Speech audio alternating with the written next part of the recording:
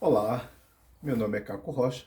Então, eu assisti hoje pela manhã um vídeo, na verdade um podcast em que o entrevistado, né, a pessoa lá participante era um pastor, Nilson Gomes. Esse pastor, ele, talvez eu falando aqui pelo nome, talvez você não saiba ou até não relacione quem é.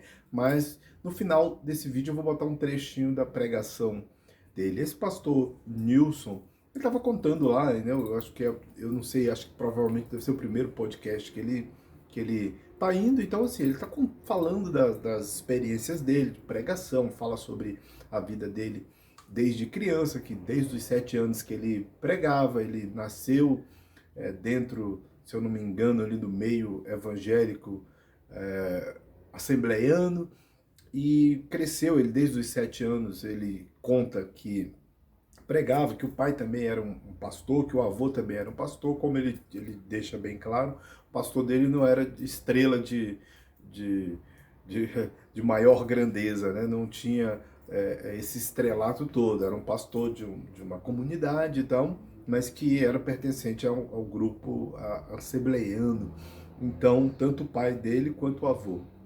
Então ele cresceu nesse meio e ele conta que desde os 7 anos já fazia suas pregações, seus sermões, e que o pai escrevia, e acho que chegou uma época em que ele disse para o pai que acho que não faria mais roteiros de pregações e tal, o pai dele não entendeu e tal, ele explicou que iria pregar de acordo com o que o Espírito Santo desse para ele, né? Então, assim, eu fazendo essa introdução sobre ele, porque eu achei muito interessante a vida. Eu não, como vocês sabem, eu tenho pouco apreço por pastores, por não esses pastores aí, por não considerá-los representantes de Deus como eles acham que são. Então, isso é uma realidade, mas eu tenho apreço pela intelectualidade de muitos pastores. É, Rodrigo Silva, vocês sabem disso, embora eu discorde dele de muita coisa, mas tem um apreço, ele tem presta um serviço homérico para a cultura, não só para a cultura como um todo, mas para o mundo religioso, evangélico. O Sérgio Monteiro, que também é adventista, Ed René, são pessoas que eu tenho um apreço, e o Iago Martins, outras pessoas que não são famosas, que não estão nas redes, mas como um amigo que eu tenho de infância, que é o pastor Sandro. Então, sim, são várias outras pessoas, mas é um círculo muito pequeno de pessoas que eu tenho esse apreço. Então, e esse pastor, acho que começou a fazer parte desse círculo também, pelo fato da pregação dele ser bem semelhante àquilo que eu costumo falar, que as igrejas abandonaram os pastores, os pregadores, eles abandonaram, vamos dizer assim, aquela pregação que falava de salvação, de Jesus como o Salvador e tal, e colocaram as figuras dos próprios pastores, colocaram as figuras, a, a teologia da prosperidade principalmente, e vários outros elementos que foram recheando essa questão da pregação, que deveria ser uma pregação mais centrada na salvação em Jesus e nas coisas dos últimos tempos, ou na escatologia, seja lá o que for, mas a coisa que fosse centrada nisso, no amor, na esperança, na confiança, e tudo e nada disso tem acontecido. E aí ele falando que falou muito da vida dele, mas ele fala que ele fala que desde 2009, mais ou menos, que ele tem pregações que já falava desse flerte, né, da religião com a política, ou com alguma espécie de político. Ele diz que tem pregações disso. Eu vou buscar essas pregações. Ele diz, procurem aí de 2009. Então, tem uma pregação dele que ele fala dessa questão de fazer arminha, de que dentro no púlpito estão exaltando figuras políticas e que os templos se tornaram locais de política e que há um grupo específico de pessoas que estão, que vão e que podem fazer política dentro das igrejas, no púlpito sagrado, onde deveria se falar de Jesus, de Deus e das coisas de Deus, agora só se fala de político, né? Então, apesar de Assembleia de Deus ter, vamos de certa forma, punido os pastores envolvidos aí na corrupção do MEC, a igreja presbiteriana, pelo contrário, além de autenticar isso, né, está perseguindo outras pessoas, né, quer expulsar pessoas que tenham pensamentos contrários ao pensamento do atual presidente. Então, assim, olha a que ponto que nós chegamos. Ou seja, essas pessoas conviveram durante anos juntas, e aí nós estamos vésperas de uma eleição, e esses pastores, lógico que desde que começou esse governo, que quem tem pensamento divergente dentro dessas instituições passaram a ser demonizadas e o que é uma coisa tosca, porque essas pessoas, como eu disse, conviveram anos juntas, comeram juntas, tiraram fotos juntos, inclusive com governantes de outras épocas ou de outros partidos, estiveram nessas denominações, nessas igrejas, participando de culto e saudando as pessoas ali dentro e sendo saudados e contribuindo e recebendo contribuições. Quando eu digo contribuindo, de forma não financeira, mas recebendo contribuições também não de forma financeira, né? Interagindo, confraternizando, né? Então essas pessoas estavam lá juntas e agora houve uma ruptura de uns anos para cá, essa ruptura foi acontecendo e de repente essas pessoas passaram a ser figuras persona não gratas dentro das instituições, porque eles elegeram um novo ídolo, né, tal qual os israelitas do passado, os hebreus, os judeus do passado, tal qual eles que elegeram diversos outros deuses, e eu espero que, eu não desejo mal de ninguém, mas eu espero que o próprio Deus faça as suas punições conforme a própria escritura determina, né, que essas pessoas serão punidas pelo simples fato de estarem confraternizando com o inimigo na casa do Senhor, como fizeram outros do passado que confraternizavam com o inimigo na casa do Senhor. Então é justo que o Senhor os puna, né? E aí ele estava contando que recebeu um convite para ir pregar num local, e aí, acho que faltando um dia, 2 dias, sei lá, não lembro direito, para o evento, ele já com passagem comprada e tudo, uma pessoa ligou para ele dizendo que ele não poderia participar do evento. Primeiro disse que o evento havia sido cancelado e tal. E ele conversou, ele percebeu que havia uma coisa estranha ali e tal, o evento não havia sido cancelado, e falou, o evento foi cancelado ou eu fui cancelado.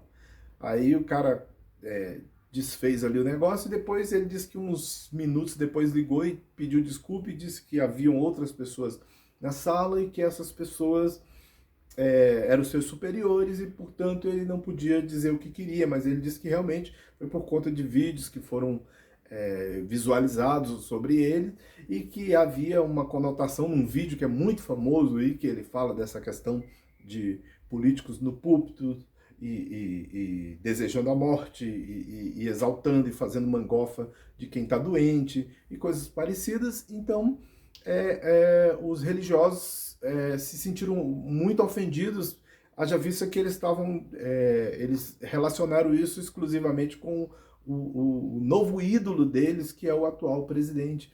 Então ele foi cancelado e uma outra pessoa foi convocada. E ele disse que essa outra pessoa foi lá no púlpito e falou, nesse congresso lá, dizendo, olha, não era para eu estar aqui, mas Deus fez um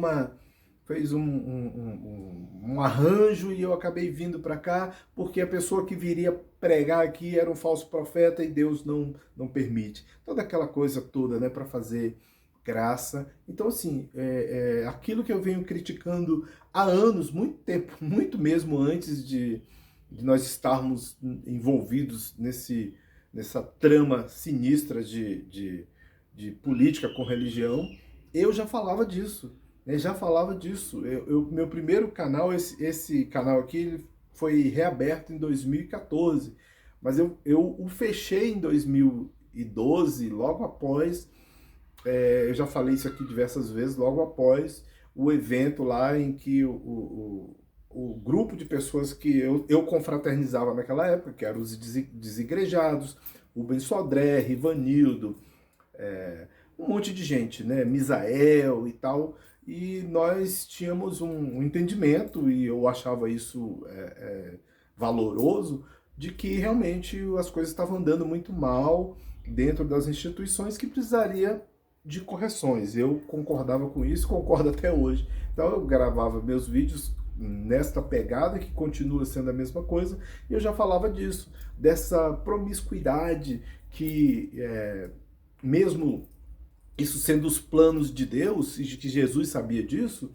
essa promiscuidade entre política e religião levou ao sacrifício, à morte do Salvador, e não foi prematura porque era o momento. Jesus já tinha escapado diversas outras vezes. Eu já falei aqui que, se você lê na Bíblia, você percebe que Jesus fugia da multidão, ou ele evitava alguns problemas para que ele não fosse sacrificado, ou abatido, ou morto, ou violentado, assassinado antes do tempo. Então ele fazia arranjos também para que ele não estivesse em certos lugares com certas pessoas. Então, esse pastor fala sobre isso, né? Que ele sofre perseguição, está sofrendo perseguição, está recebendo ameaças de outros pastores que andam armados, pastores que dizem que ele merecia tiro na cara. Então, assim, pastores, né? O rapaz que estava fazendo a entrevista lá no podcast conta uma situação que aconteceu lá na Marcha para Jesus, que enquanto o Bolsonaro vinha... Imagina, a marcha era para Jesus, mas o atual presidente aí, que eu evito falar o nome, né? Tento evitar ao máximo falar o nome, né? Mas já falei aqui. Então, esse atual presidente vinha na Marcha para Jesus, que na verdade era marcha para ele, né? Tinha até uma réplica de um 38 do tamanho de um obus. Obus é um canhão. Você que não é da área militar, eu sou de artilharia, né? Então, o obus é um canhão, né? Então, gigante. E enquanto a marcha para Jesus vinha lá, ou a marcha para o presidente vindo, a polícia ia na frente, limpando tudo. Então, assim, tomando os colchões, prendendo pessoas de rua. Mas você imagina, quando Jesus vinha vindo, andando, e que encontrava essas pessoas, ele mesmo, o pastor diz, né, que se fosse um caso de Jesus, Jesus abraçaria essas pessoas, tomaria essas pessoas para si, e esses caras estão empurrando as pessoas, jogando, limpando a cidade. Isso me lembra umas histórias de alguns reis. Por exemplo, eu vou contar aqui uma história de Buda rapidinho, muita gente já conhece, mas vou contar de uma forma mais resumida. Buda era um príncipe, né? Ele era um príncipe antes de se tornar o Buda, né? O iluminado, essa palavra Budi significa iluminado mesmo. Então, ele vivia dentro do palácio, ou da área do palácio. Você imagina uma área muito grande, em que ele vivia ali. Não existiam pessoas velhas, o pai dele se cercou disso. O pai dele não queria que ele visse pessoas velhas, pessoas doentes, as pessoas todas eram novas, porque o pai dele dizia que partir dele ali ninguém envelheceria, ninguém adoecia, ninguém tal, aquela coisa toda. E ele sabia que existia um mundo lá fora e que ele queria conhecer esse mundo. Então ele era já casado com uma bela jovem, tudo muito, muito jovem. Então o pai dele vivia nesse mundo ilusório, né, esse mundo de Maya. Maya em sânscrito significa ilusão, achando que o menino nunca descobriria as mazelas, né? Então o menino uma vez, o rapaz, né, já conseguiu de certa forma, né, arrumar ali, vou pulando as etapas aqui, e conseguiu ir lá fora. E quando ele chegou fora dos muros do palácio, ele viu a realidade, viu pessoas feias, pessoas aleijadas, pessoas doentes, pessoas pobres, coisas que ele desconhecia, né? Coisa que ele desconhecia. Então, mais ou menos seria isso. Assim, tudo, aonde ele ia passando, né, antes dele conhecer isso aí, tudo ia sendo limpo para ele sempre ver coisas lindas e maravilhosas. A mesma coisa estava acontecendo com a Marcha para Jesus, em que o atual presidente ia, né? Ele ia. Então as pessoas iam limpando, a polícia tirando, limpando tudo para que ele visse tudo muito limpo, muito lindo. Então, assim, a que ponto da doença as pessoas já estão sendo carcomidas, né, por dentro, assim, a que ponto dessa doença nós já estamos, assim, eu realmente é uma coisa preocupante, lamentavelmente preocupante, porque ela vem do seio das instituições religiosas, lamentavelmente, né? Lembrando que as pessoas que se envolveram com esse governo, em princípio, principalmente religiosos, alguns estão na cadeia, como aquele cara que como é que se diz? O cara que batizou lá no Rio Jordão, lá em Israel, o atual presidente foi batizado por um cara que está preso, né, por ser bandido, por isso está preso. Dentre outros. Então, assim, na hora da coisa lá, os caras fizeram até um número 17, que era o número do partido antigo do atual presidente, fizeram o número 17 com corpos humanos e começaram a gritar lá e tal, aquela coisa toda. Então, assim, olha a que ponto nós chegamos. Estamos chegando realmente num ponto tremendamente doente em que as instituições religiosas estão mais do que apodrecidas. Elas já estão apodrecidas há muito tempo. Mas agora o fedor ele está exalando para todos os lados. Então é isso. No final vou botar um trecho aqui do pastor Nilson, essa pregação em que ele fala em que tem causado aí formiga dentro do túmulo desses vampiros que insistem em levantar, e são vampiros que andam de dia e de noite. Então é isso, valeu, muito obrigado. Nós não podemos nos calar diante de uma igreja que trocou o poder da cruz pelo poder político. Não podemos nos calar. Os valores de Jesus Cristo são outros. Nós não podemos nos calar. Irmãos, eu tenho falado isso constantemente. Tenho sido, na maioria das vezes, muito mal interpretado. Muito mal interpretado. Mas eu vou arriscar falar assim mesmo, mais uma vez. Queridos, eu sei, a igreja tem sua vocação política, eu não sou contra, ela tem, claro que tem, e nós temos que ser esta igreja que exerce a sua vocação política. Não sou contra, temos aqui um candidato, irmãos, a igreja, vamos orar por ele, vamos apoiar. Não sou contra, claro que não. Congrego na Assembleia de Deus, Ministério do Belém, no Belenzinho, em São Paulo. Meu pastor presidente se chama José Wellington Bezerra da Costa. Não sou contra, claro que não sou nenhum louco. Mas, queridos irmãos, eu não vou me calar diante de pastores e de igrejas que, para apoiar, não tenho nada contra se você votou no presidente que aí está, não tenho nada contra se você votou no outro que perdeu, não quero nem saber em quem você votou. O voto é secreto, é livre e é democrático, e você exerceu a sua obrigação e o seu direito de cidadão. Não é disso que eu estou falando, mas eu não posso me calar, e eu não vou me calar com pastores e igrejas que, para apoiar candidato, faz arminha com a mão. Pastores lá em São Paulo fizeram selfie. Levanta toda a igreja, todo mundo ficou em pé. Faz todo mundo assim. E o pastor fazendo selfie de cima do púlpito. Como? Que evangelho é esse? Que evangelho é esse? Eu não posso e não vou me calar diante de uma igreja que transforma a frase diabólica, bandido bom é bandido morto, em frase sagrada. Essa frase não é sagrada. Nunca foi. Essa frase não é de Jesus. Bandido bom é bandido morto. Não, não. Na boca de Jesus não se ouviu esta frase. Na boca de Jesus se ouviu: hoje estarás comigo no paraíso. Ele falou isso para um ladrão.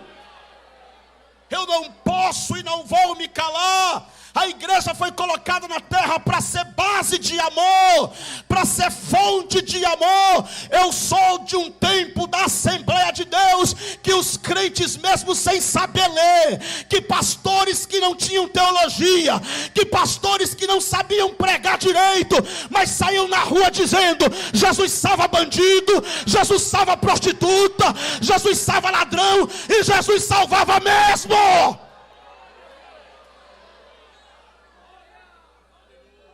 E o que é que está acontecendo com a igreja? Por que que a igreja mudou? Por que que a Assembleia de Deus tomou esse rumo aí? Vote em quem você quiser, repito. Apoie o candidato que você quiser, você é livre para isso. Mas não use o evangelho, pelo amor de Deus, não use o evangelho. Não use o evangelho para justificar o injustificável. Não use o evangelho para legitimar. E um monte de crente lá. Irmão, olha, deixa para lá, vai. Santidade é absorver os valores de Deus. Quais são os valores de Jesus? Para quais valores Jesus viveu e morreu? Ele andou entre escória da sociedade. Ele foi em festa de pecadores, comeu e bebeu com eles, e foi chamado de comilã e beberrão, amigo de publicanos e pecadores. E eu fico tão maravilhado quando eu leio isso, porque eles estavam achando que estava manchando a moral de Jesus, pois estava elogiando Jesus. Ele é amigo dos pecadores, sim, ele é amigo dos pecadores mesmo, e eu sou o principal, e ele me ama, e ele te ama, e ele nos ama, e ele nos quer bem. E eu não estou falando aqui de vida de pecado, de gente que vive na prática do pecado, na vida miserável do pecado, que não quer se converter, que não quer se arrepender. Não é isso que eu estou falando. Eu estou falando do pecador, da pessoa, eu e você, limitado, fraco, falho, homens e mulheres cheios de falhas, que não tinha nada, e não temos nada para Jesus nos amar, não temos nada para Jesus nos querer, mas Ele nos abraçou a si mesmo e disse: filho, eu te amo, eu te quero, eu te perdoo. E eu termino dizendo que santidade é integridade.